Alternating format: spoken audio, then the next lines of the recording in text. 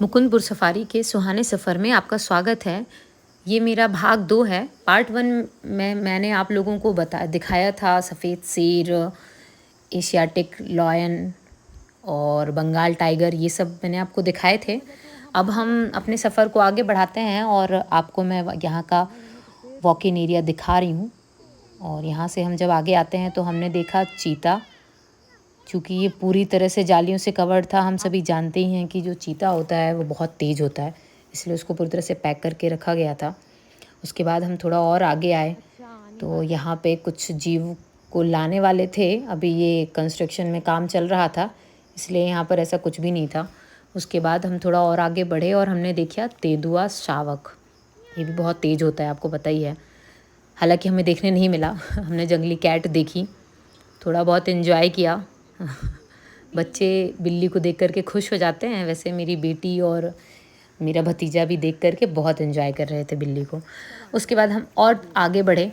हमने बहुत बड़ी गलती कर दी थी। एक तो धूप भी थी।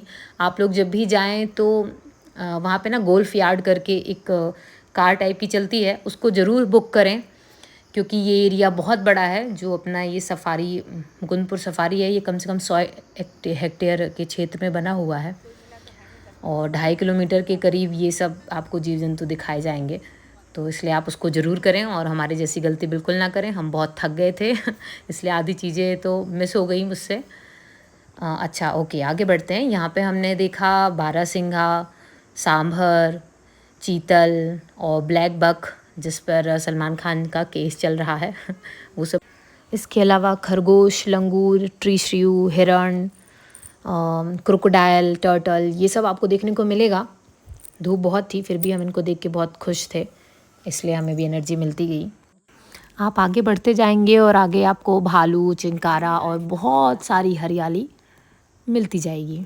तो बहुत ही प्यारा इन्होंने वॉक इन एवियरी बनाया है। कम से कम यहाँ पे आगे बताती हूँ मैं आपको। यहाँ पे हमने भालू देखा, बहुत दूर से देखा था क्लियर दिख भी नहीं रहा था। फिर हम पहुँच गए पैदल चलते चलते अपनी सफारी की यात्रा में।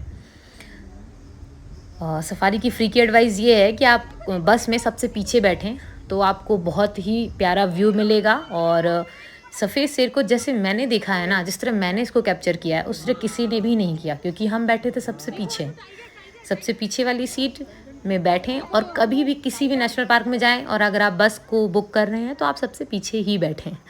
फ्री की एडवाइस है, लेना हो तो लीजिए, नहीं लेना हो तो नहीं लीजिए। ओके, आप देखिए, मैं आपको दिखा ही रही हूँ सफ़ेद शेर। हमारे रीवा में ही सफ़ेद शेर पाया जाता है। इसके अलावा कहीं भी आपको सफ़ेद शेर मिलेगा तो वो हमारे रीवा की ही प्रजाति है, मतलब यहीं की संतति है जो यहाँ वहाँ ट्रांसफ़र करी गई है, भेजी गई है, किसी को उपहार दिया गया है, किसी को बेचा गया है। जहाँ भी आपको देखने को मिलेगा सफ़ेद शेर, आप बस यही जानिएगा कि ये रीवा की ही संतति है, मोहन की ही संतानें हैं जो आगे बढ़ती जा रही हैं। उसके बाद सफारी के जस्ट बगल में सफ़ेद बाघ की कहानी का एक पूरा म्यूज़ियम बनाया गया है। फ़ोटोग्राफी अलाउड नहीं थी, थोड़ी बहुत मैंने वीडियो बनाई है। और बाकी इसमें आपको सारा कुछ जितना भी हमारा इतिहास रहा है, जैसे महाराजा मार्तंड सिंह थे जिन्होंने श्वेत बाघों को संरक्षण दिया था। उनके बाद उनके पुत्र पुष्पराज सिंह थे जिन्होंने सफारी की स्थापना करवाई थी। महाराजा गुलाब सिंह ने 1915 में सफ़ेद बाघ को पकड़कर राजा जॉर्ज 5 को उपहार में दिया था।